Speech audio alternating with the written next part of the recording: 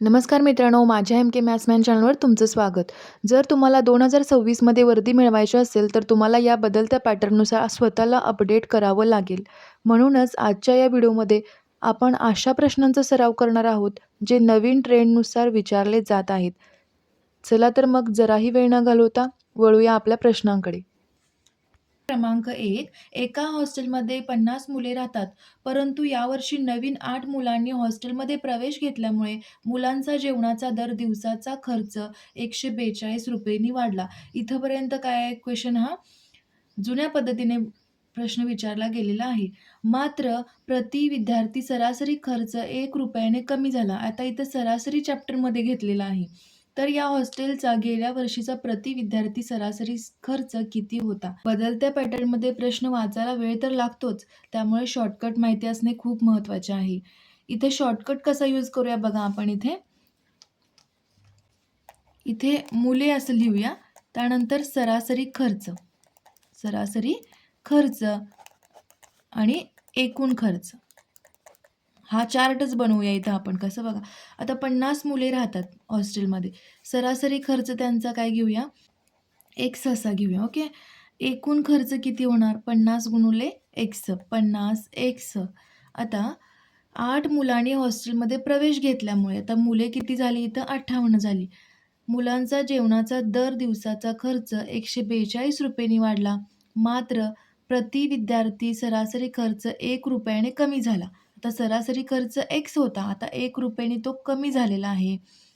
तर 58 इथं आपण एकूण खर्च कसं लिहू शकतोय, 58x मल्टिप्लाय केलंय 58x वजा 58. म्हणजेच इथं आपण काय केलेलं आहे, 58 हे 58 आणि हे ब्रॅकेटमधील x-1 इथं सॉल्व्ह करून घेतलंय, बरोबर. आता दर दिवसाचा खर्च काय झालेला आहे, ₹142 वाढलेला आहे. म्हणजे 50 ज्यावेळी मुले 8 वाढली, त्यानंतरचा एकूण खर्च वजा सुरुवातीचा खर्च इज इक्वल टू काय लिहिले आपण, 142 म्हणजे ₹142 दिवसाचा खर्च वाढला. हेच इक्वेशन आपण सॉल्व्ह करून घेतलं आहे. 58x वजा 58 वजा 50x बरोबर 142. यांची वजाबाकी काय येईल, 8x, 58x वजा 50x 8x येईल. हे वजा 58 हे 142. पुन्हा काय केलं, 8x या साईडला ठेवलेलं आहे. 58 वजा 58 इकडे गेल्यावर प्लस 58 होईल. हे 8x बरोबर काय आलं, 200. म्हणजे x काय येणार आहे, 200 डिवायडेड बाय 8, ₹25. म्हणजे ₹25 खर्च काय झालेला आहे तो. सुरुवातीला खर्च किती होता तो, एक्सची व्हॅल्यू आलेली आहे आपल्याला 25. म्हणजे सुरुवातीचा खर्च काय होता, हॉस्टेलचा गेल्या वर्षीचा खर्च सरासरी किती होता, 25. क्रमांक डी आपलं उत्तर असेल. Question number 2.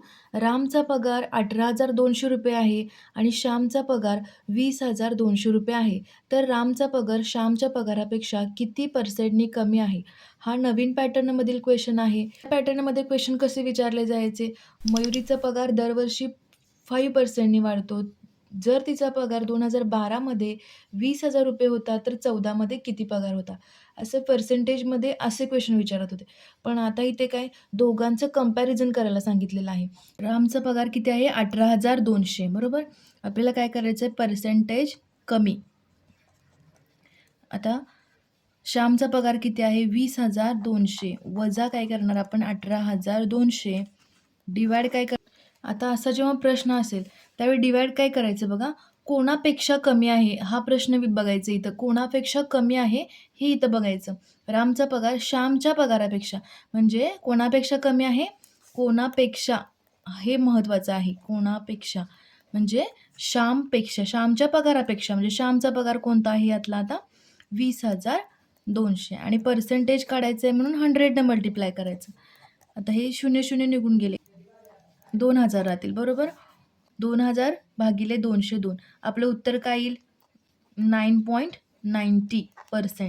इथे ही ट्रिक्स लक्षात ठेवायला पाहिजे की कोणापेक्षा हा क्वेश्चन विचारायचा. आपण त्या प्रश्नामध्ये विचारले कोणापेक्षा, ज्यावेळी असा कंपॅरिझनचा क्वेश्चन असेल तर आपलं उत्तर असेल 9.90%नी रामचा पगार श्यामच्या पगारापेक्षा कमी असेल. पर्याय क्रमांक सी आपलं उत्तर असेल.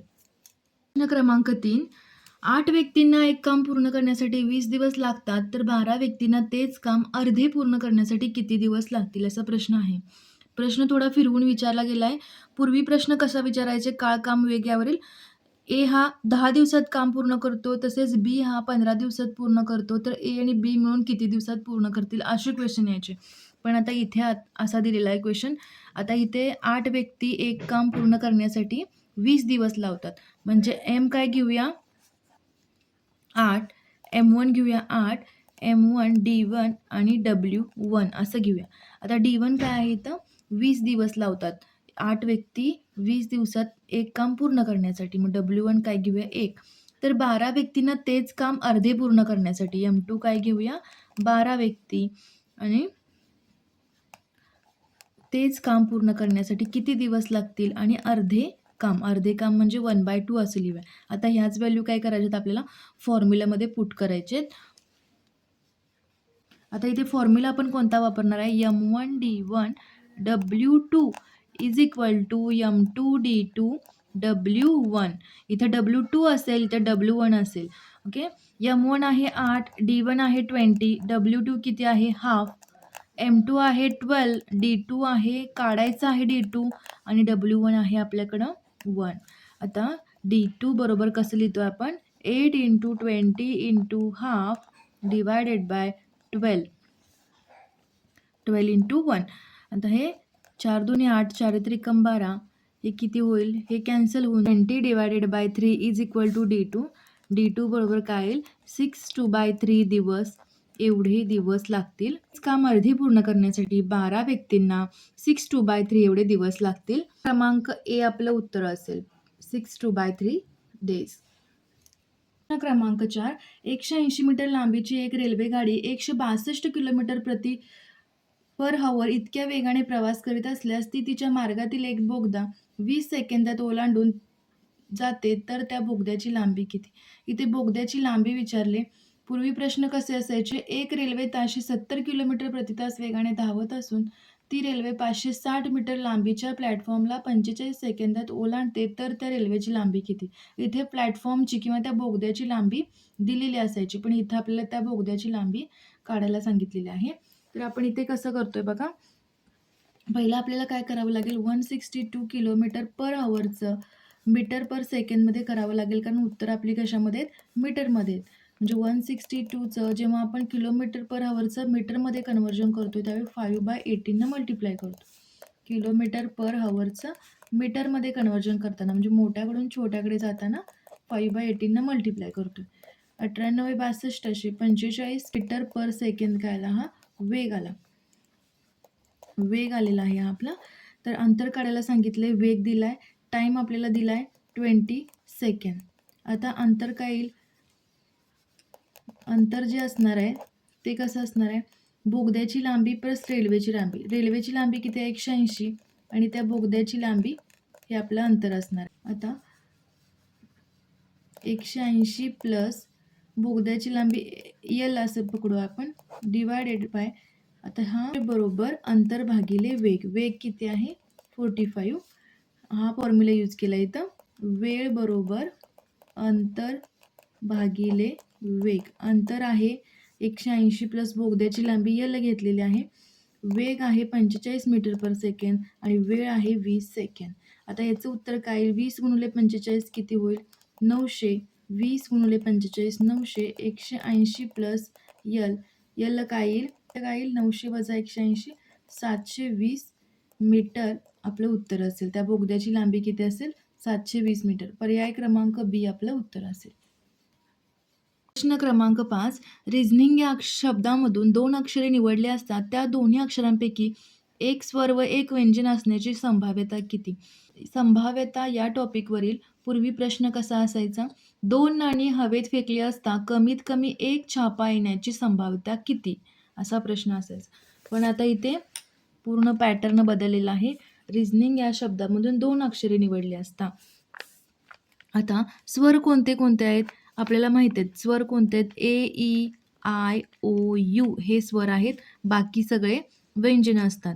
तर ABCD मधील ए, ई, आय, ओ, यू हे स्वर आहेत. आता आर, ई, ए, SONING यामधील स्वर कोणते कोणते आहेत? E, A, O, I. A, E, O, I हे 4 काय आहेत? स्वर आहेत. आणि RSNNG हे 5 काय व्यंजन आहेत. हे 5 व्यंजन आहेत, हे 4 स्वर आहेत. आता त्याने काय विचारलंय, या दोन्ही अक्षरांपैकी एक स्वर व एक व्यंजन असण्याची संभाव्यता किती? आता एक स्वर पाहिजे त्यांना, म्हणजे 4C1 करूया. आणि इथं काय आहे, प्रश्नामध्ये काय आहे, एक स्वर व एक व्यंजन. व म्हणजेच काय लिहितोय आपण? इंटू करतोय, बरोबर. व किंवा आणि असेल तर काय करतोय? मल्टिप्लिकेशन घेतोय. आणि एक व्यंजन हवंय त्यांना, एक स्वर पाहिजे म्हणून काय घेतलं? 4C1 घेतलं. हे 4 लेटर आहेत म्हणून 4 घेतलं. एक स्वर पाहिजे म्हणून 1 घेतलं. आता हे 1 2 3 4 5 आहेत. एन डबल वेळा आहे म्हणून एकदाच घ्यायचा असं नाही, तो 2 वेळा आलेला आहे म्हणून 2 वेळा, म्हणजे 5C. आपल्याला व्यंजन 1 पाहिजे, स्वर 1 पाहिजे आणि व्यंजन 1 पाहिजे. टोटल प्रोबॅबिलिटी काय असणार आहे? 4 + 5 किती? 9C2. 2 का घेतलं? कारण 2 अक्षरे निवडायची आहेत आपल्याला. प्रश्नामध्ये काय आहे? रिझनिंग या शब्दामधून 2 अक्षरे निवडायची आहेत आपल्याला. आता याचं उत्तर काय येईल? 4C1 नेहमी काय असतो? 4. किंवा तुम्ही करून पाहू शकता. 4C1 कसं लिहू शकतो आपण? 4 factorial divided by 4 - 1 factorial. 4 - 1 factorial into 1 factorial, बरोबर. आता हे 4 factorial divided by 3 factorial into 1 factorial. तर 1 फॅक्टोरियल म्हणजेच काय असतं? 1 असतं. आणि 4 फॅक्टोरियल म्हणजे काय? 4 फॅक्टोरियल म्हणजे काय? 4 × 3 × 2 × 1 डिवाइड काय आहे हे? 3 फॅक्टोरियल इंटू 1. आता हे 3 फॅक्टोरियल म्हणजे हे 3 फॅक्टोरियल निघून जाणार. 3 × 2 × 1 3 फॅक्टोरियल निघून गेलं. राहिलं काय? 4. म्हणजे आपलं उत्तर काय आलं? 4. हेच आपण 4C1चं काय लिहिलं इथं? 4. त्याप्रमाणे 5C1चं काय येईल? 5. आता 9C2चं कसं येणार? 9 फॅक्टोरियल डिवायडेड बाय हा 2 फॅक्टोरियल इंटू 9 - 2 फॅक्टोरियल, म्हणजे 9 - 2 फॅक्टोरियल दॅट इज 7 फॅक्टोरियल. म्हणजे हे किती होईल? 4 × 5 = 20 होईल. हे काय होईल? 4 × 5 = 20 होईल.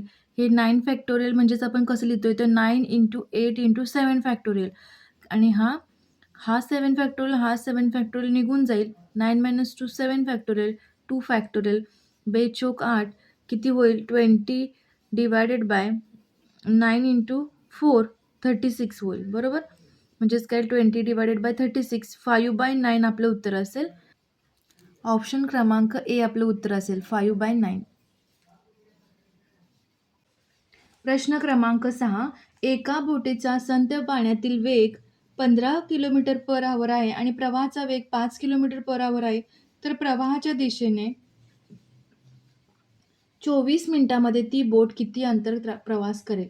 आता इथं प्रवाहाच्या दिशेने ती बोट जाणार आहे. त्यामुळे काय होणार? संथ पाण्यातील वेग आणि हा प्रवाहाचा वेग यांची काय होईल? ॲडिशन होईल. जर प्रवाहाच्या दिशेने जात असतील तर यांची ॲडिशन होते. म्हणजे नवीन वेग जो काय येईल तुमचा? वेग येईल 15 km/h + 5 km/h 20 km/h. आणि 24 मिनिटांमध्ये ती बोट ते अंतर पार करणार आहे.